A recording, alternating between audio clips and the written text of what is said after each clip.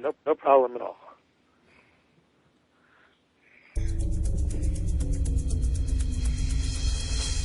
For authors, filmmakers, entertainment, and all your listening needs. Listen now to Talk Now Radio, where no topic is taboo. Hello, everyone. Welcome to Talk Now Radio. This is your host, Royce the Redneck Radio Man.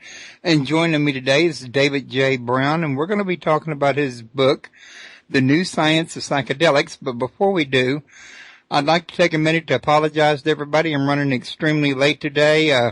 It's one of those situations that I'd tested my system. Everything was fine. And then at 5 minutes till, I went to call my guest, and lo and behold, my mouse froze up on me. When I come back, started up my system, my web page wasn't working and everything else was.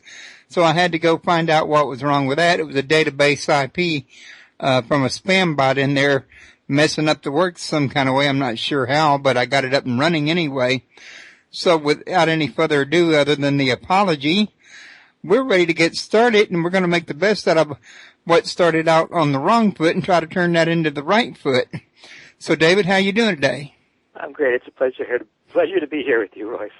I've been looking forward to this, David. I'm really happy to have you here. I mean, your topic is not one that I get to cover very often. I get to cover similar topics, but and I think one other time I did cover this in a sense. I had Michael Hanks on talking about his book. Was it called Mysticism, Mushrooms and the Molecule or something like that, but it dealt with the effect of mushrooms, which I think is similar. I mean, a mushroom is kind of like a psychedelic, isn't it? Well, there certainly are psychedelic mushrooms. There's a number of species of mushrooms that contain psilocybin, which is a very powerful psychedelic. Right, and we were talking about that a lot on the show. He had written about it in his book. But back to your book here, I usually like to start out by asking my guests to, let everybody know what drew them to writing the very particular topic that the book is about, kind of like bring them up to speed on where you're at. Well, I'm assuming we're being interviewed about the New Science of Psychedelics. Right. Today, which is, it was, I think, my 12th book, and I think my most important book, really, because what it is, it's a summary of what I've learned from all the other books that I've written. I've done a collection of interviews with some of the most really forefront thinkers on the planet, everyone from Noam Chomsky and Timothy Leary to George Carlin to Terence McKenna, and many dozens of interviews with really brilliant, culturally experimenting people, and also was involved in a lot of different very interesting research projects that involved parapsychology and telepathy with British biologist Rupert Sheldrake, and had also been experimenting on myself over the years with a number of different psychedelic drugs and psychedelic plants, like psilocybin mushrooms, like you mentioned, and ayahuasca down in Peru. And what I really wanted to do in this recent book that we're discussing here, The New Science of Psychedelics, which was published by Inner Traditions around 2 years ago, was to bring together everything that I learned from my many interviews with all these brilliant people, from my personal research experiences in psychobiology and neuroscience and with parapsychology and telepathy, and my personal experiences with psychedelic drugs, which I've had quite a few, since I was in college, with LSD and psilocybin, mescaline, peyote, and DMT and ayahuasca, and other such substances. And I found that this was very inspirational for me in terms of the career choices that I made and where I decided to move my research. And so the book really tries to pull together all these different things that I learned and try to create some kind of a coherent picture from it all, and put it all into one big perspective.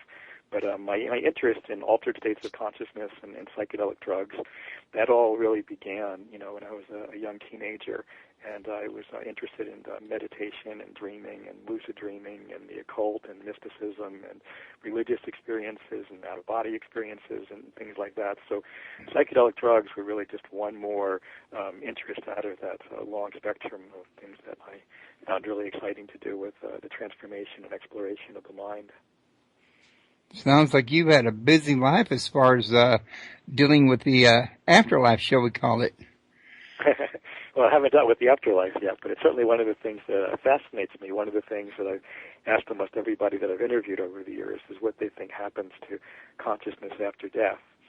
And I've gotten quite a few varied answers to that question. So it's something that I think is really interesting. I mean, one of my main pursuits right now is I'm working on a book right now about lucid dreaming.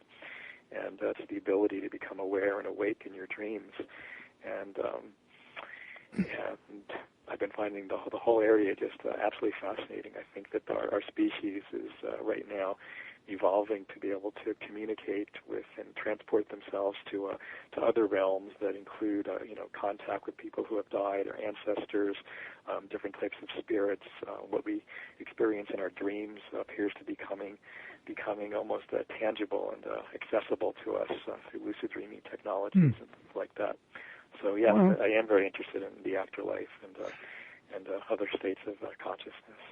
I really, though, didn't quite mean that in quite the respect of absolute afterlife. I meant kind of like, well, for me anyway, if I have an out-of-body experience, I look at myself as kind of like temporarily visiting the afterlife, or you have a lucid dream. I would also consider that as a kind of like a temporary visit. I wouldn't be like the actual afterlife when you're actually gone, in other words.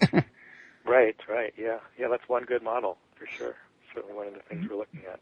But anyway, I was going to mention to everybody else here real quick listening is that your website's at www.mavericksofthemind.com, and you got another one called legalizedfreedom.com. It's got a hyphen in between legalize and freedom.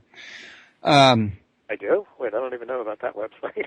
You don't? It was linked from your other page. Gosh, I don't know that website. It must be a website with some of my material on it. The Mavericksofthemind.com is my website that archives all I might have to go back and look. I could have sworn I got that right off of your site. Or off of Facebook, or I don't know. Maybe I got confused somewhere. I might have goofed. No, it's probably something that's connected with my work, but it's not my personal website. There's quite a few websites that I have either some connection to or some work on or something, so it's probably connected in some way. But Mavericks of the Mind is really my best website, and really the best way to see what I'm up to and see my latest work is just to connect with me on Facebook. Oh, okay. All righty then. So, I take it then this here book's been a kind of like a work of passion of yours for several years. You worked with, you said a short time, you had a little interview with George Carlin? Yeah, I was very fortunate in getting to interview George Carlin, the comedian, for one of my previous books, Conversations on the Edge of the Apocalypse, is where that book took place, and it was oh quite my wonderful. God, I bet that was one fascinating conversation. It was fascinating and funny, and he was hilarious and brilliant, and what a wonderful human being he was, and how much we all miss him. Me and a couple of my boys are like avid fans of his. I know he's passed away now, but after everything that he said on that comedy run on the government and NWO and all of that, I could just imagine what he has to say about the apocalypse. Yeah. Well, you should take a look at the interview sometime. It's really quite funny and quite brilliant, and we really miss him. What's so interesting about that particular book that I interviewed George Carlin for is that I also interviewed Noam Chomsky, the politically prominent critic and linguist at MIT, who basically said a lot of the same things, about the government and propaganda that George Carlin was saying, but just not quite as funny. So it was similar messages that George Carlin and Noam Chomsky were putting out in my interviews, but George Carlin just had a real talent for being able to do it with a sense of humor. Another comedian who I really wish I had been able to interview before he died was Bill Hicks, who I thought was also really quite brilliant, and also quite a philosopher as well. That name sounds familiar, but I was going to ask you, how in the world did you manage to get a hold of somebody like George Carlin? Well, I've been doing interviews with fairly well-known people for most of my adult life, since my mid-20s. How did I start? I mean, I began doing the interviews in my mid-20s, primarily because I already was in contact with a number of people like Timothy Leary and Terence McKenna, Robert Anton Wilson, a few other writers, and I had gotten in contact with these people because right after I had graduated from NYU, I had gone to school there to study psychobiology, and after I finished up school, somebody gave me this wonderful advice that I'm so glad I heeded, which was, they said to me, every time after you read a book, you should really write the author and tell them how much you enjoyed the book, and you'd be surprised at how many of them would be, this was prior to the internet, by the way, prior to Facebook, you'd be surprised at how many authors would be delighted to hear from you. So I started doing this. I started to write people whose books I had read and did receive letters back from them. People are happy to hear from me. And after I graduated from NYU, I made a point to travel around California and just visit with many of the people whose books had inspired me and who I had learned so much from. And in that process, I got to know people who were basically my heroes and many well-known writers. And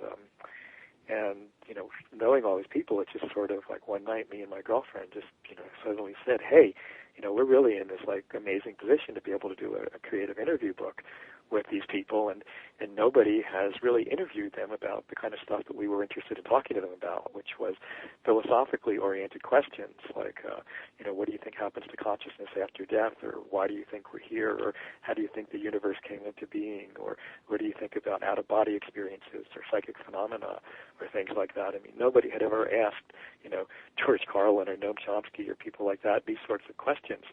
So that was what had initially inspired the series to start going, and I've now done 5 interview books. So the more interviews you do, the more opportunities you have to do other interviews, because then you have a website, then you have an archive, you have published books.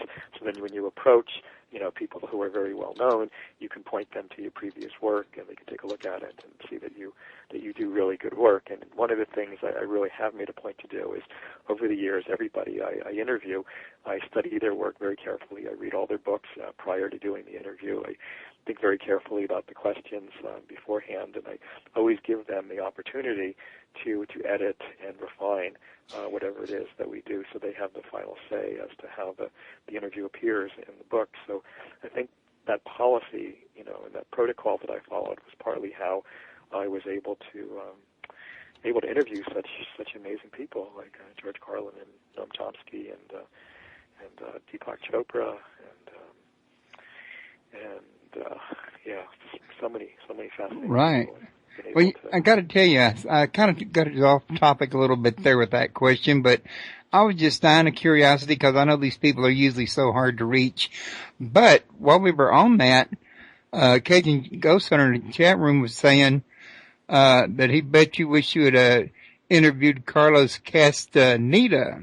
Yes, I would have loved to. He's very mysterious, Carlos Castaneda. I mean, I enjoyed his books when I was younger, especially the first three books that he wrote, and it's very mysterious. I mean, I never had an opportunity to meet him, or never knew anyone who even really knew him. He wasn't one who really was didn't like to be in the limelight, and just sort of had a very mysterious life, and I really wish I had known the truth about how much of his books were fact and how much were fiction, as it appears that a lot of his, that the Don Juan character appears to be a composite of different, people, or a fictional character entirely, according to many anthropologists. Yet his books are absolutely fascinating, though. They definitely contain a knowledge of altered states and shamanism that either came from his interviews with other people or his own personal experiences. But But I also think he was something of a Zen trickster, and a lot of people actually think, oh, he was kind of a hoaxer and a prankster. But I kind of like the fact that he may have, just completely made up this character Don Juan, because he actually, pulled the wool over the eyes of the entire PhD committee, in the anthropology department at UCLA, when they awarded him his PhD for the work that he did with Don Juan, which was published as his first 3 books, Journey to Inkland, Separate Reality, and I forget the third one, but there was a trilogy, and he got his PhD for that. So whether it was true or not, there's a definitely fascinating knowledge in that in that series that he did, and what a wonderful thing it would have been to have been able to interview him. I would have loved to have had the opportunity. I can understand that. So I got to ask you now, in this here book, you covered some of your, experiences while you were experimenting with the different psychedelics, I guess you could call it. Can you share any kind of experiences or anything you gleaned, from it, good or bad? Well, gosh, that's such a huge question, Royce. It's a little hard for me to even know where to begin approaching that. But that was the subject of the whole book, really, is what I learned from my psychedelic experiences. Well, I didn't mean enough to give away the whole book. But they began at the age of 14, 16 as a teenager. I experimented. After experimenting with meditation and being interested in lucid dreaming, I had some experiences with cannabis or marijuana, and that got me very interested. My experiences with cannabis and marijuana, I think, were much more profound and meaningful than most people's, and I think that's why I became so interested in other psychedelics, because I was having shamanic or religious or out-of-body experiences just using cannabis. My first experience with LSD was when I was 16 years old, and it changed my life. It's what got me interested in spirituality and studying different world religions. I began to see that there was a connection between all the different world religions, that there was a certain type of experience that the people who founded all the different religions had in common, and that experience was very similar to what I had with my first LSD and psilocybin mushroom experiences. And so that was one of the first things I learned, was about spirituality and about the connectedness of life, and how everything is connected in ways that just don't appear obvious. Our initial reaction to the world is that we see ourselves as separate beings, and everything made up of separate things, and everything is distinctly separated by boundaries. And those boundaries start to dissolve when you do psychedelics, when you do LSD or psilocybin mushrooms. And the boundaries, when they dissolve, they create a sense of oneness, or a sense of interconnectedness with everything that immediately is familiar to everybody, because we realize that we had this when we were children, or when we were infants, when we were born into the world, this sense of boundless kind of connection to everything. And with that comes a sense of wonder, and a sense of childlike fascination and awe with things, seeing things for the first time in their raw state, without symbolic or cultural blinders or belief systems superimposed on top of our perceptions. So by being able to dissolve those cultural blinders from everything that we've learned with psychedelic experiences, give us a sense of greater spiritual awareness, a sense of greater ecological awareness, which I think is so important right now on this planet, because if we don't raise our ecological awareness, I think we're going to end up destroying ourselves with pollution and radiation and all the other misguided things that we're doing on this planet. So I think ecological awareness and spirituality, and then of course even more fun are creativity enhancement, and the ability to enhance our imagination, and the ability to enhance virtually every area of human endeavor, from music and writing to filmmaking to computer design to science to research to art and medicine. There's just so many areas that psychedelics have helped people to become more creative in. And then beyond creativity is, other possibilities. I mean, can they help us? This is one of the things I think your book was pointing out. Well, the other possibilities is the whole chapter at the end of the book about where psychedelic drug research can go. And, initially we can, tackle problems like medicine and post-traumatic stress disorder and all the different illnesses that psychedelics can help us treat, which is what's going on with organizations like MAPS right now and the Hefner Research Institute. But then go on from that into how it can help enhance creativity and how it can help enhance spirituality and even help maybe, help us to teach us and learn about out-of-body experiences or lucid dreaming or contact with other realms or beings in other dimensions or things like that. So it opens up the possibility for so much possibility. Opens up the possibility for so many possibilities. There you go. Well, Cajun Ghost Hunter was saying that he's done several hallucinogenics, and he was wondering if maybe that's why he has so many spiritual experiences. He's got a book out, Paranormal Investigations, the Chronicles of the Cajun Ghost Hunter, and he goes out to these places and does EVP sessions with them and has good luck in getting contact with them and getting them on, tape, in other words. But you think that doing the hallucinogenics could have opened a doorway for him, kind of like helping pierce through the veil? Oh, absolutely. I think that sort of thing is very, very common, which is also why these substances can be very dangerous, because they do open up the doorways, they do open up the windows, they do open up the pathways, and people have to be properly prepared for these types of experiences. I mean, if you go down to Peru and you do ayahuasca, I mean, you won't need any kind of special meters to read spirits. They'll be all around you. They'll be flying through you. They'll be gathering around you. And, I mean, it'll become obvious. So this is why, doing these sorts of experiences is so important, to be doing them with either somebody who's very experienced with it, or with a psychotherapist, or with a shaman who, has, a cultural upbringing and teachings about these, how to deal with altered states of consciousness and how to be able to deal with these types of states where you see spirits or see invisible energies that are invisible to us now but become visible when we're under the influence of psychedelic plants or when we're in different shamanic states of consciousness. I mean, the plants or the drugs only bring about states of consciousness that could be brought about otherwise. They're not necessary for the states of consciousness to be there. They're just making visible something that's already there. So, yeah, to answer your question, I think that's a definite possibility. Of course, the reverse is also true. People who tend to have paranormal experiences, people who tend to have vivid dreams or lucid dreams, or people who tend to, feel the presence of spirits, those type of people also tend to be drawn to psychedelic plants and to be doing psychedelics. So it's hard to sometimes say which came first, because the same type of person is drawn to both things. So if that makes any sense. James in the chat room just said crazy. He says, don't knock it till you try it.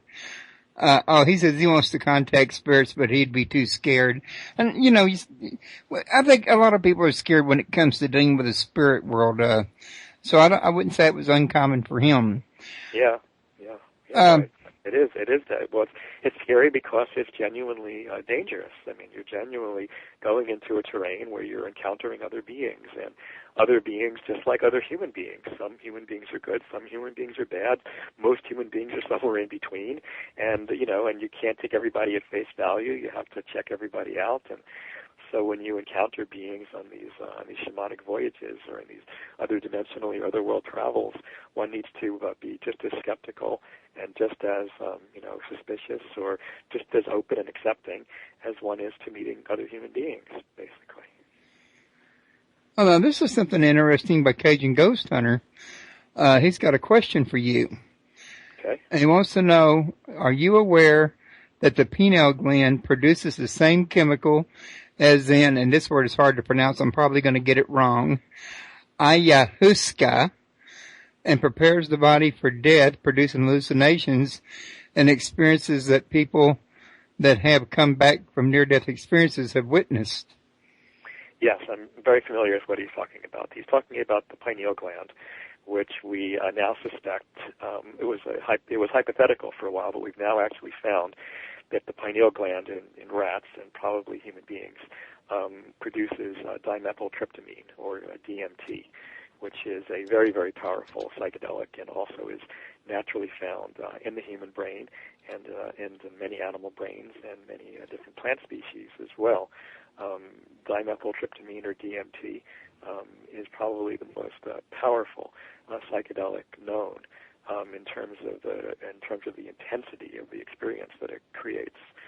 If anybody wants to learn more about this, it was studied in depth from 1990 to 1995 by Dr. Rick Strassman at the University of New Mexico, and his book, DMT, The Spirit Molecule, summarizes all the research that went on. And there's also a documentary film about this. And DMT, which is a powerful psychedelic on its own, as your caller or the person who asked the question was mentioning, it's also found in the South American psychedelic brew known as ayahuasca, which I've gone down to Peru and tried and had some of the most amazing experiences of my life on. I think it's one of the most powerful tools for accessing other states of consciousness and for healing traumas and for healing physical ailments. It's just an aspect of medicine that Western science is ignorant of and is so important for us to get in touch with. But we're learning now that DMT appears to be made by the pineal gland. It's naturally found in the human brain. It appears to be tied to dreaming. It's found at the highest levels in the human bloodstream at about 3 o'clock in the morning. So people think it's related to our dream capacity and our dream abilities and dreaming. And also it's people who have had experiences with DMT or ayahuasca often say that it's very similar to what people have experienced in near-death experiences. And so there's been quite a bit of speculation that DMT is actually produced in the brain when people are close to death, and that may be one of the factors that's producing what people experience when they come back from having closely died and what we could now call a near-death experience. There's a wonderful book, I can't remember the author, of a neurosurgeon from, I think, somewhere in the southeast, I think Virginia, who wrote a book called Proof of Heaven. Ebenezer, I can't remember his last name, but you can find it very easily on Amazon. His near-death experience is absolutely fascinating because it's so similar to a DMT or a ketamine experience as described by the research subjects in Rick Strassman's book, DMT, The Spirit Molecule. So if anybody's interested in these things, I would highly recommend Rick Strassman's book. It's really quite a fascinating area of study.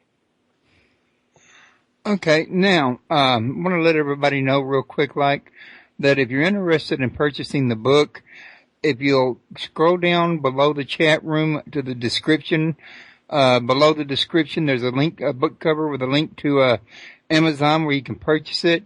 If you buy it by clicking on that, it'll take you to the Amazon website where you can purchase it, but I get a commission for the sale. Rather, if you go to Amazon and, straight, I don't get nothing out of that, and that does help support the show. I thought I'd throw that in there for anybody that might be interested. And I also want to mention, for those that would like to call in, the number is 832-632-7904. And I should have mentioned that earlier, and I didn't think about it, and I do apologize for that. My mind was kind of distracted on today's show with the problems we had at the beginning. Okay, going back to where we were at. They've been doing some chat in the chat room about this, by the way. Okay, now, Agent Rosen was saying, oh, wow, that might be why most paranormal experiences occur at 3 a.m. Exactly, yes. That's very, very interesting. That may be why so many people seem to report strange, unexplained phenomena, paranormal type of occurrences seem to occur often in the middle of the night, often around that time. So it may have something to do with the fact that in human beings are natural, endogenous, or naturally found in the human body levels of dimethyltryptamine are at the very highest at that time in the night. So So perhaps that's a partial explanation as to why so many paranormal experiences are recorded at that time. Yeah. Well, let me ask you this now. Uh-huh. When you were experimenting with these psychedelics, were you having more experiences, say, after 3 a.m. than you were at other times? Huh. Well, that's interesting. Yeah. You never thought to notice? I never really sort of tried to put that together exactly. I think my whole life I've noticed. I mean, I tend to be very nocturnal. I do a lot of my writing, a lot of my work at night. So it's not unusual for me to be up at 3 o'clock in the morning. I don't know that was really, if I noticed there were really huge changes when I was younger doing psychedelics then compared to now. But I do think that I'm still having, at 3 o'clock in the morning, without any drugs at all, I still have, altered states of consciousness and things like that. So I think it could be tied to the fact that we have higher DMT levels at that time. But whether my own personal experiences made me more vulnerable or more susceptible or more sensitive to those types of experiences at 3 o'clock in the morning, I hadn't really thought about that, but probably so. Might be worth experimenting with.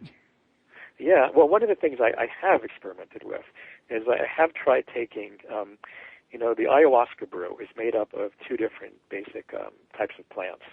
One plant contains the DMT or the dimethyltryptamine that I was talking about, which, by the way, although it is found in the human brain, it is actually listed in this country as an illegal substance. It's actually illegal to possess DMT, even though your own brain manufactures it. But that aside, the other half of the ayahuasca brew is composed of a plant that contains something called an MAO inhibitor, which stands for a monoamine oxidase. It's an enzyme in the brain that breaks down certain chemicals in the body, and monoamine oxidase, if you inhibit it, will stop the body from breaking down DMT so quickly. It also stops it from breaking down in the gut, which makes it orally active. But in addition to that, it makes the DMT, if you smoke it or if you ingest it in one of these ayahuasca brews, it makes the DMT much more potent and extend the duration of it. Well, since we already naturally produce DMT in our brain, I had experimented with just trying just half of the ayahuasca brew that contains the harmaline or the MAO inhibitor, the part that enhances the DMT, without adding any DMT. I just used my own natural DMT. So I tried this a few times at 3 o'clock in the morning, and did experience some pretty, they were mild, but had some psychedelic experiences as a result of that, and think that it was probably due to raising my own natural levels of DMT in my brain by doing that. So that ties in with what you were just saying, I think. So now, do you really think that, not do you really, but do you think that maybe the way that these psychedelics help us have these experiences could maybe be because they have a similar reaction on the pineal gland that other drug with an A has on it, that other chemical, the one I said I can't pronounce the name of? Yeah, well, it was not so much that they had the same reaction on the pineal gland, but that these chemicals, psilocybin, mescaline, LSD, I wouldn't say dimethyltryptamine mimic, because dimethyltryptamine is the real thing. It's the brain chemical itself. But these other psychedelics, what they do is they mimic neurotransmitters or brain chemicals that are naturally found in the brain. So they bind to the same receptor sites, or the same locking dots in the brain that say, neurotransmitters or brain chemicals like serotonin or dopamine bind to in the brain. So what LSD does is it'll bind to the serotonin 2A receptor, which is a similar receptor site in the brain that your neurotransmitter serotonin, something to do with the mood regulation and sleep and that sort of thing. Your brain uses it continuously. You're using it right now as we're talking, and this binds to the same receptor sites as that, but then affects it in a very, very different way. So so the reason that these drugs work is because they fit like a key fits into a lock into these different sites in the brain.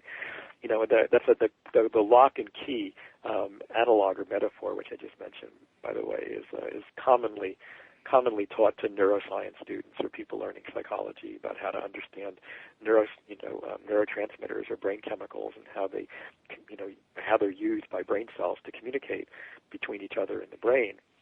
And when I interviewed the late neuroscientist Candace Pert for my book Conversations on the Edge of the Apocalypse, she said it wasn't so much like a lock and a key; it was more so much like a resonance, like a musical resonance, or like. I was about to say that sounds like sound frequency. Yeah, exactly. It's like two tuning forks coming together and vibrating at the same frequency. So that's what happens when a neurotransmitter binds at a receptor site, or when a psychedelic drug binds at a receptor site. It's basically vibrating at a particular frequency that resonates with that particular receptor site, and then they start vibrating together. You know, that gets me to thinking, if you talk to scientists in quantum mechanics, physics, they'll talk to you about parallel universes operating, right next to ours, but in a different frequency. It makes me wonder if these hallucinogenics changes the frequency inside of your brain or your pineal gland to match the frequency of one of the other universes, so that consciously wise, you're actually shifting into a different dimension than otherwise.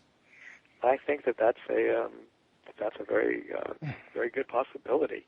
That's certainly one of the theories that I've explored and that other people have explored, and that we think is definitely got something to it. One of the as you mentioned, one of the solutions to a problem in quantum physics is that there are parallel worlds or parallel universes. We know from quantum physics that whenever there's a possibility for something to happen between multiple options in the universe, if nobody is observing that particular situation, all the possibilities exist at once. And whenever an observer or somebody measures anything in the universe, then everything collapses and becomes just one of those possibilities is actualized. It's a very complex idea in quantum physics, but it's not too hard to find an easy explanation for this on the web or on the net. Nick Herbert, if anybody Googles Nick Herbert quantum physics, can get to a better understanding of how this parallel universe theory came into being. But that's one of the solutions, and it appears that when people do high levels of DMT, or when they smoke the psychedelic plant Salvia divinorum, or when they use a psychedelic drug known as ketamine, or if people smoke DMT, they tend to have experiences that are so powerful that they are completely taken out of this world entirely. Their eyes are wide open, but they're just no longer are seeing this world.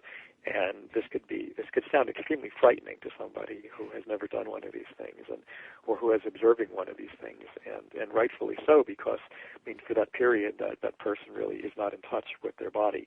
And within the case of, say, salvia or ketamine, somebody needs to do this with somebody who can take care of them or watch over them, so that they don't. That's exactly what Ross Heaven was saying about salvia. Yeah. So it's important to have somebody who sits with or guides with somebody when they have these experiences. But really, to answer your question, yes, I think it's really possible. That could be one of the explanations for where people are going, not only in these psychedelic drug realm experiences, but also in lucid dream experiences. I think they're very similar. When somebody wakes up inside of a dream, where is that happening? Where is that going on? If you've ever had a lucid dream experience, you realize that the reality around you is every bit as solid and complete as the reality around you right now. So your brain or your mind has the ability to create a simulation of reality that is every bit as convincing as the reality that you're in right now.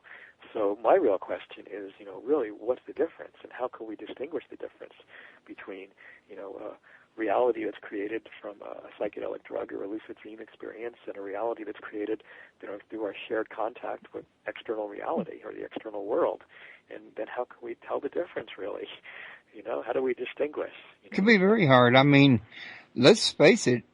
You ask anybody who has had the age-old running off the cliff dream, they'll tell you how real that dream was to them. Yeah. I used to have the strangest dream when I was 15. I used to go with my dad. He'd ride around town during the night, and he had a vacuum on the back of his truck, would pick up trash out of the parking lot malls, and I'd go up and sweep off the sidewalks into the deal for his vacuum to pick up so he wouldn't have to get out of the truck. It'd make it faster. But the thing is, I'd fall asleep in between malls. Uh-huh. And while we're going down the road, I'd have the recurring dream. It only happened when I was in the truck with him, that he had somehow come off the highway as going at a downward angle on a telephone line. Huh. And I'd always wake up before he fell off the line. But Interesting. to me, that seemed pretty real when it was happening. Well, that's interesting. Well, one of the things that a lucid dream practitioner would say to you is that was a dream sign. That particular experience where you had when you were going down the hill and it would sort of veer off, that if that was happening, that you should take notice in your mind to remember that when that happens, when the car starts moving in that direction, that generally means I'm dreaming. So that could be used as a sign to help wake you up in your dreams. So you can become lucid in your dreams, like, hey, I'm in the car right now. Hey, that car's doing that weird thing again. Hey, this happens when I dream, when I'm dreaming in the car with my dad.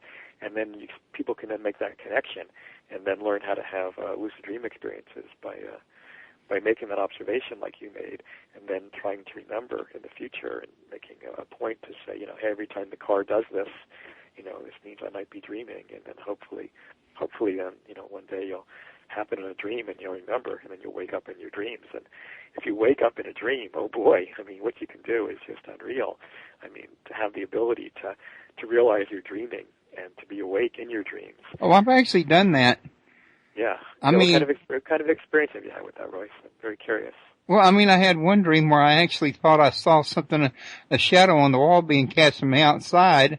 And before I could get up and look and see what was casting the shadow and figure out what was going on, I had to go to the bathroom, and I knew I was, dreaming while I was feeling the need to go to the bathroom, but it wouldn't let me stay asleep, in other words, so I had to go and answer the call.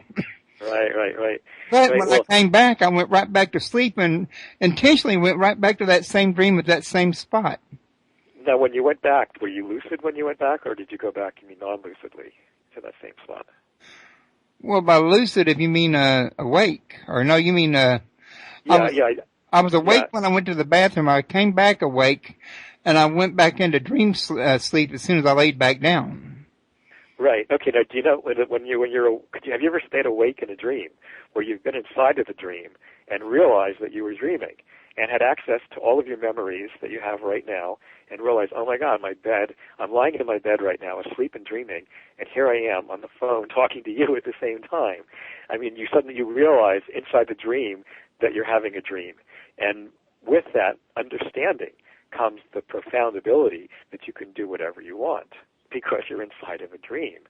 So you can fly, you can have sex with anybody you want, you can experiment with any kind of possibility. At which point you'd rather live in the dream than you would in real life. I'm sorry? I said at which point you'd rather live in the dream than you would in real life. That place sounds like a lot more fun. Well, maybe. In some sense. I've had a lot of lucid dreams, and I'm not sure that I'd rather live in a lucid dream than this reality. There's definitely, you realize in the lucid dream reality that everything is more of a reflection of your own mind, and there's less of a surprise. But I'm beginning to learn that's not really so true. One of the things that people try to do with lucid dreaming is control the dream to a certain extent. But anybody who really gets pretty sophisticated with lucid dreaming begins to understand that you only have so much control, that there's still another force, your unconscious mind, is still dialoguing with you, is still communicating with you in some kind of way. I mean, you could say, hey, I want to jump off this cliff and fly, but what you actually see when you jump off the cliff is not entirely under your control. Your unconscious mind is still creating it. So there's still kind of a dialogue, going on between your conscious mind and your unconscious mind when you're lucid dreaming. But yeah, it's definitely a fascinating and interesting and very helpful ability to cultivate, and it's a skill that anyone can learn to do. Unlike doing ayahuasca, or doing a psychedelic, which involves going down to Peru and making yourself vulnerable to spirits and possibly going through a kind of scary, although life-changing ordeal. I mean, anybody can learn how to lucid dream, just by practicing some of the meditations and techniques that can easily be found online. So it's an easy way for people who are interested in these kind of phenomena to be able to sort of tiptoe out into them without making such a huge commitment as one would make if one was to do ayahuasca with a shaman. Let me ask you this, David, because I've heard this come up before. I mean, I grew up in a Christian family, so you can imagine I've heard it from more than one source. That a lot of people that try to, especially when you're growing up and discourage you from doing these type of things, they tell you that they cause you to imagine things that ain't really there. Is that just a myth that they personally have convinced themselves of that they heard through time? Or are they correct about that?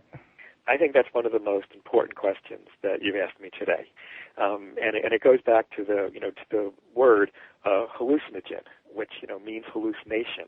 I mean, this has been one of the biggest questions since the 1950s, when Western scientists first discovered psychedelics, and there was initially a very sharp discrepancy in exactly the area that you're describing. Some people, some researchers, some scientists thought that LSD and psilocybin were basically mimicking psychosis, that they basically made people have delusions and hallucinations and see things that weren't there. And anybody who has done one of these substances knows that when they close their eyes, that they can see what are commonly described as visions or dreamlike imagery that just sort of appear before their eyes. And then, of course, there was another branch of researchers who really thought just the opposite, who thought that what these psychedelic drugs are doing is not that they're making us hallucinate or making us have delusional thinking, but that they're actually allowing us to see more of what's really there. I mean, when you do a psychedelic, you can see everything that you can see right now. It doesn't take away your ability to see anything, but it does add other things. And that's what these people are saying, that there's the possibility that maybe with psychedelics you then become open to seeing energies that are now invisible to us without technological assistance. So then technically they would be real images. They just be coming into our range of vision, kind of like phasing in, like I was saying earlier. Well, one of the ways to test, to see if these things have any reality to them, is by, seeing if the insights and revelations that people have on them hold up to scientific experiment. So we have confirmation from people who, scientific researchers who have done psychedelics, like Francis Crick, the person who discovered the DNA molecule. I mean, his insight about the structure of the DNA molecule that came to him supposedly, reportedly, when he was on LSD, held up to scientific scrutination. The Nobel Prize winner, Kary Mullis, who won, he won the Nobel Prize for his development of PCR, the polymerase chain reaction, which advanced genetic engineering. His insights came to him, he says, as a result of his doing psychedelics.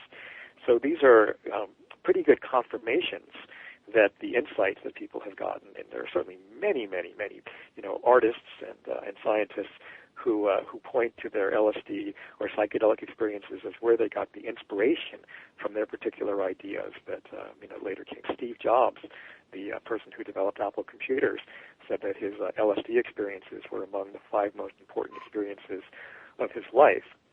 So the accusation that psychedelic drugs make people see hallucinations or delusions. Delusional thinking really has not held up to science. They really can be dangerous for certain people who already have a vulnerability to these certain things. In other words, somebody who has a vulnerability to becoming psychotic or somebody who's mentally ill, if they were to do LSD, they could have a full-blown psychotic reaction. And indeed, I used to work in psychiatric hospitals when I was in my 20s, and I saw quite a few cases of people who had come into the hospital as a result of doing psychedelics when they were vulnerable and already mentally ill. So somebody who's already mentally ill can have their mental illness symptoms, amplified. But somebody who's mentally healthy and who does these things in a proper environment with a proper intention, many times has experiences that are akin to mystical or spiritual experiences, and that the people who have them would argue that they're not hallucinating, that they're not delusional, and that what they're experiencing is very, very real. And these things seem to hold up, like I say, to the scientific scrutiny and skeptical evaluations. Hence the need for supervision when you do it. Well, there's a need for supervision for certain types of experiences at certain stages. Not necessarily all people need to be supervised all the time, but certainly somebody who is just trying these things for the first time should definitely not try to do it alone. Definitely. And there's all these different things. I mean, certainly doing cannabis, which is a very mild psychedelic, is not going to require shamanic assistance the same way, or at least not for most people, the same way, say, doing ayahuasca would. Right. So, I mean, there's different levels or different gradations to these types of experiences, But working with somebody who is knowledgeable in these areas, and certainly, reading up as much as you can before even considering doing something like this yourself is, I think, of utmost importance. Well, don't go into it willy-nilly. In other words, very good thinking, if you ask me. Yeah. Let me ask you something. Do you know of or ever heard of Micah Hanks? No, it's not ringing a bell. He's the author I was mentioning earlier of the book. The correct title, I looked it up while I was listening to you. Magic, Mysticism, and the Molecule. Right. The Search for Sentient Intelligence from Other Worlds. I think you and him ought to get together. Y'all got a lot in common. I think y'all have a fascinating conversation. And it just so happens that Micah is not only an author, but he's a radio show host just like myself. His show's called The Gradian Report. Oh, well, it sounds wonderful. Yeah, I'd love to be on a show. Yeah, I was about to ask you, would it be all right with you if I try to hook you two up, tell them how to contact you or whatever? Sure, let's do it. Yeah, tell them. That sounds great. Now, I'm showing we've got 15 minutes remaining, and I never have a way of knowing without just coming out and asking this. If there's anything that you'd like to tell everybody that I didn't think to ask. It's so funny. That's a question that I ask everybody at the end of my interviews. Whenever I interview somebody, that's the final question I ask them. And without exception, every single time, people have said to me, "No, I think we've covered it all. I think you've pretty much asked me everything in your questions. Oh, if there's just one more thing I might add, ... And that's that one the more same thing I get every friggin' time. That's a funny thing. If people always start it off with, "No, I think you've really covered it. I don't think there's anything else to say." But if there's one more thing, and all of a sudden that one more thing becomes actually several pages, sometimes it turns into in the interview in the book. So that's why I give 15 minutes, because you don't know how much. And then if you need to fill time after that, you can always talk a little more. Right. Well, just I do think we really covered most of my interest in psychedelics and how people can find out more about that. I mean, the thing that I'm primarily interested in right now and primarily working on right now is my book about lucid dreaming. It's going to be published by Inner Traditions, and I'm trying to draw connections between the lucid dream experience and shamanic healing. I think there's an ancient connection. I mean, basically, lucid dreaming is a branch of shamanic healing. And I'm trying to show the similarities between psychedelic drug experiences and shamanic experiences and experiences that people have with lucid dreaming, because I think that they're very similar and that they both hold incredible potential for us as tools for healing and for spiritual exploration and for possibly exploration of other dimensions and creativity and things like that. And the wonderful thing about lucid dreaming is that it's totally legal, and you don't have to go down to Peru to do it, or down to South America, or or any of these crazy Mexico. things. Yeah, well, it's not really legal in Mexico. I mean, ayahuasca is not legal in Mexico. I mean, it's legal in many South American countries, though, not just Peru, and all over South America, and it's considered sacred down there. It's considered part of their medicinal system. They can't understand why we consider it illegal. I mean, nobody does ayahuasca for kicks or for fun or to get high. It's not much fun to do, believe me. It's not something you do and go to a rock concert. Kind of like a rough ride? I'm sorry? It's a rough ride? It can be. I mean, for a lot of people, they get very nauseous. They throw up. I mean, it's not something you do for fun or for kicks. It really isn't. Nobody's going to do it and say, "Oh boy, that's fun. Let's do it again now." It's not like that. You come out of it and you're like, "Whoa, dude." Not much danger of getting addicted, huh? Yeah, no. And in fact, it's used in South America as a treatment for addiction. It's very, people cannot stay addicted to alcohol or heroin or opiates or things or methamphetamine or those sorts of dangerous drugs when they're doing something like ayahuasca. The ayahuasca just will not allow them to do it. They just simply can't do both drugs simultaneously. It just cannot happen. And one of the biggest treatments for curing alcoholism was LSD. There was studies in Canada back in when it was legal, back in the 60s, that showed tremendous problem for treating alcoholism. So isn't it ironic that people who are really ignorant about these things group psychedelic drugs together with addictive drugs when in fact they're actually used in shamanic ceremonies as treatments for addiction? They actually help people with addiction problems, and ayahuasca helps people, and LSD and mushrooms have been instrumental, but probably nothing more so than an African bush called iboga, or the drug derived from it called ibogaine, which is used as a treatment for heroin addiction. There's treatment centers all over the world, not in the United States, unfortunately, because it's illegal here. Nobody really knows why, but it's illegal in the United States. But if you go to Canada or Mexico or New Zealand or Holland or many other places, there's treatment centers where you can get ibogaine. And again, ibogaine is probably less fun to do than ayahuasca. I mean, it is really no fun to do, and it's more dangerous. You definitely need to do it in the presence of somebody who's a physician or a medical practitioner, because people have died under the influence of it. It is definitely not something that is entirely safe to do. However, most people come through the experience safely, and the amazing thing about it is that people who are addicted to drugs like heroin or opiates don't ever have to go through the withdrawal.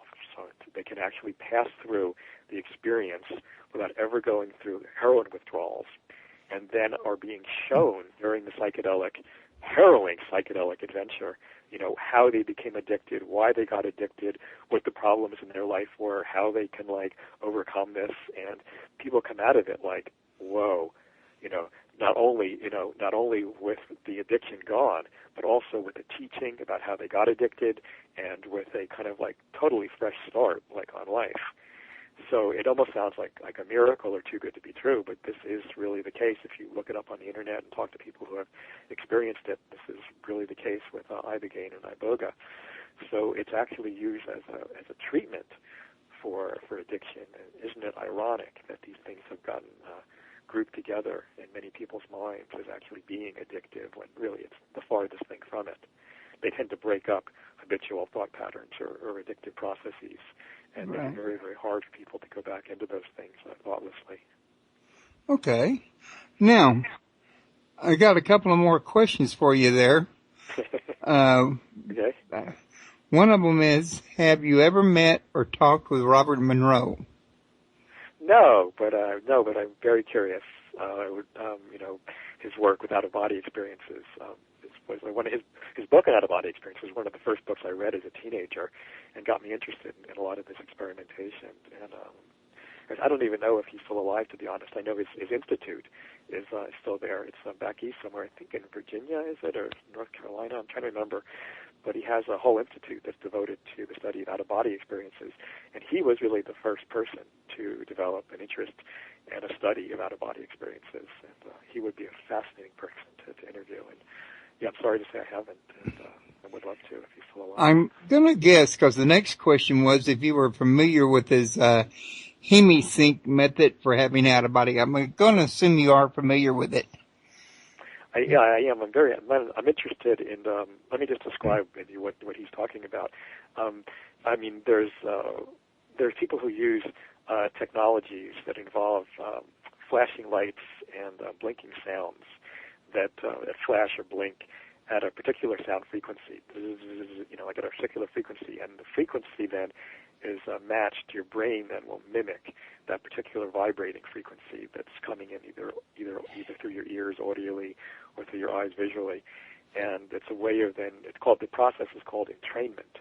And through entrainment, it's a way of putting your brain directly into different brainwave frequency states. Like you can put it directly into the alpha brainwave or the theta brainwave or delta, which are the lower brainwave frequencies that we're using right now. We're both of us right now are beta frequency, very, very fast, high-frequency brainwaves. And you can use these types of machines like the hemisync, and there's many others that can entrain your brain to go into a different brainwave frequency state.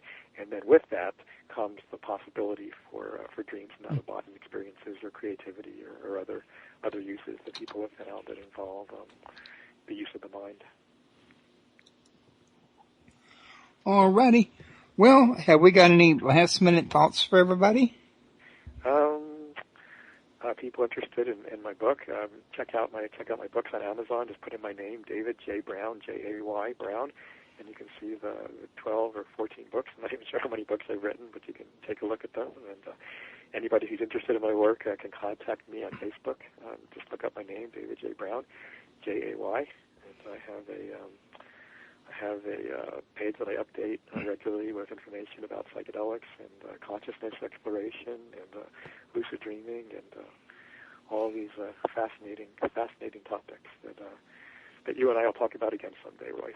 So this is really if I have my way, we'll be talking again. Okay, this was great. I really enjoyed this, and thank you so much for having me on your show. Whoa, not so fast. Don't escape quite yet. Okay. Stanley wanted to tell you that Monroe is dead. He died in 1995. Yeah, sorry to hear that. I'm not surprised, though. I mean, like I said, I was reading his books when I was so young. But thank goodness that he established the institute that he established, and thanking him for all the great work that he did. He's done a lot of great work for people interested in out-of-body experiences. So, well, David, I want to thank you for being such a good sport with the trouble I had with the first show coming on. I think it smoothed it out and went rather well, and I personally enjoyed it, and it's been a pleasure talking to you. And you and me have each other's the friend list at Facebook. I'd like to stay in touch. Absolutely. We'll definitely stay in touch. And, hey, let's do another radio show again someday. This will be fun. Oh, I'll be talking to you about that today and tomorrow. I got something else that I haven't shared with you yet that I think you might be interested in. Okay, I look forward to hearing about it. Okay, then. Thanks a lot for coming on the air. I'm going to go ahead and call this a wrap for the weekend. Everybody, don't forget to come back and join me this coming up Wednesday. Well, who did I have on the docket? Got to scroll down the list underneath David's description here. And we're going to have Savannah Arienta. We're going to talk about her book, Lightworker's Source. And don't forget to join me over at Revolution Radio Thursday to talk to Chiara Hohenzollern. I'm having trouble pronouncing her name, but the book's the Vatican Heresy. It's about sun worship at the Vatican. I think it's going to be a very interesting interview. I hope to see everybody there. And I don't want to hold up David any further. You guys, thanks for listening in. Couldn't have a show without my listeners any more than I could have one without a guest. You listened, you participated, and I appreciate it. We'll talk at you guys later.